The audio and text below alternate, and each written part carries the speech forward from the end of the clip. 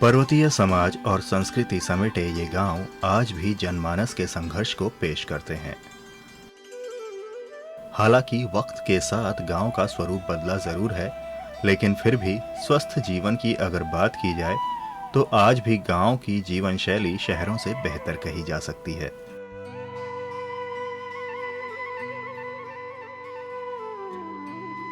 इस सब की वजह रही है जी तोड़ मेहनत और शुद्ध खान पान। क्योंकि आज देखा जाए तो मोटापा, sugar, blood pressure, heart attack, asthma, liver infection, kidney infection जैसी बीमारियां शहरी क्षेत्रों में गांव के मुकाबले ज्यादा देखने को मिलती हैं।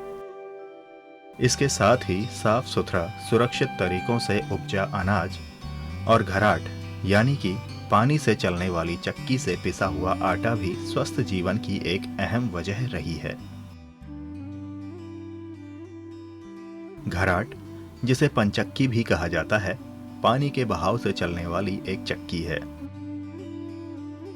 इससे पिसे हुए आटे की आज भी बड़ी मांग है, लेकिन अब ये घराट विलुप्ति के कगार पर हैं।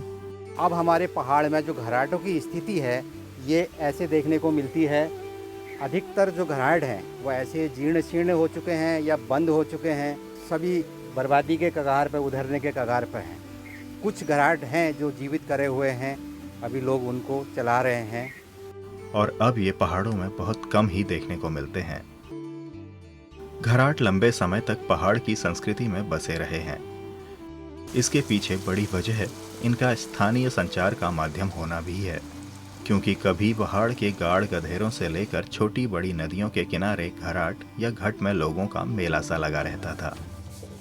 इन घराटों में लोग अनाज पिसवाने तो आते ही थे, साथ ही मिलने जुलने का केंद्र भी ये घराट बन जाया करते थे, जहां पर लोग अपनी दिनचर्या से लेकर समस्या और समाधान की बातें भी कर लिया करते थे। अगर ये कहा जाए कि इन घराटों ने अपनेपन की भावनाएं भी लोगों के बीच पैदा की तो कुछ गलत नहीं होगा। पहाड़ के ये घट वहाँ की सामाजिक, आर्थिक और सांस्कृतिक जीवन की धुरी रहे हैं। ये एक तरह से लोगों के लिए संचार का माध्यम भी रहे हैं। किसी दौर में पहाड़ी क्षेत्रों में अनाज की पिसाई के लिए घराट यानी कि घट ही एकमात्र साधन हुआ करते थे। इसके संचालक को अनाज पीसने के बदले पैसे की जगह थोड़ा बहुत अनाज या आटा देना पड़ता था। कहा जा सकता है कि घराट वस्तु विनिमय की परंपरा पर काम करते थे। इन घटों को बनाना भी बहुत आसान हुआ करता था, क्योंकि प्राकृतिक संसाधनों का इस्तेमाल करके ही ये बनाए जाते थे। इसके सभी कलपुर्जे स्थानीय तौर पर उपलब्ध हो जाया करते थे, जैसे लकड़ी, पाथर और इसके अलावा बाकी के अन्य पुर्जे। इसके अलावा ये भी एक खास बात है कि घराट एक प्रदूषण रहित प्रौद्योगिकी रहे हैं। आधुनिक चक्की के मुकाबले घराट का पिसा आटा न सिर्फ पौष्टिक और स्वादिष्ट होता है, बल्कि पहाड़ की सामाजिक संस्कृति को भी दर्शाता है।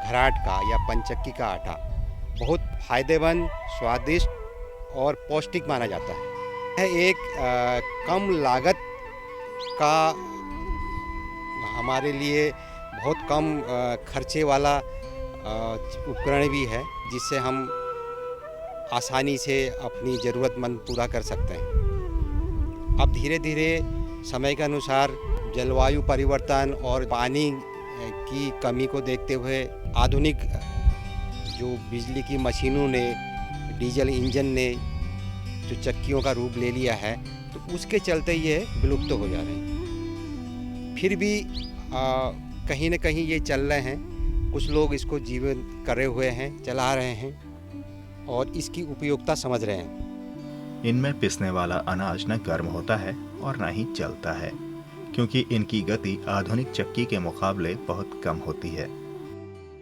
इसमें एक तो हाजमा सही रहता है, बताते हैं, भूख भी लगती है।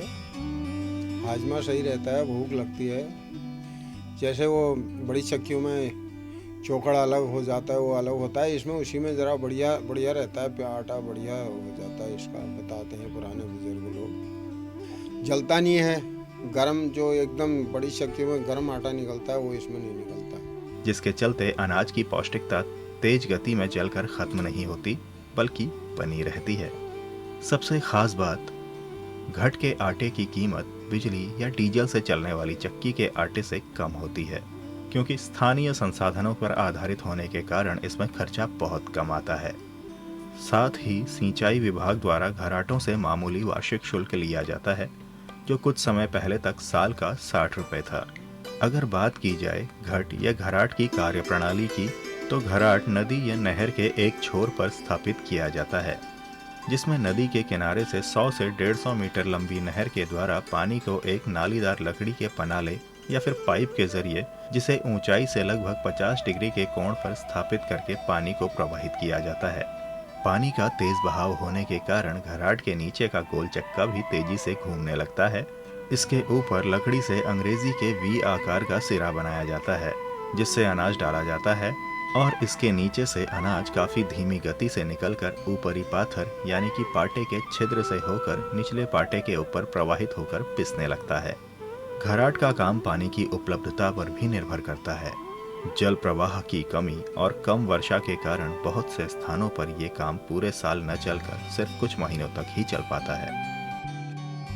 अब यहाँ पर छोटी नहरें ठहरी, कम पानी आता है, बरसात में ही रहता है, बरस हो गया, बरसात में ज़्यादा चलता है, आजकल जाड़ों में फिर गर्मी में बंद हो जाता है।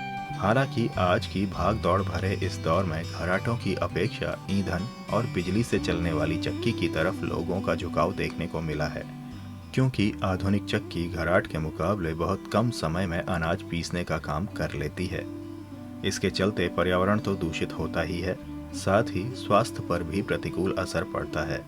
दूसरी तरफ अगर स्वच्छ पर्यावरण, पौष्टिक अनाज और बेहतर स्वास्थ्य के नज़रिए से देखा जाए तो घराट आज भी आधुनिक चक्कियों से बहुत बेहतर कहे जा सकते हैं।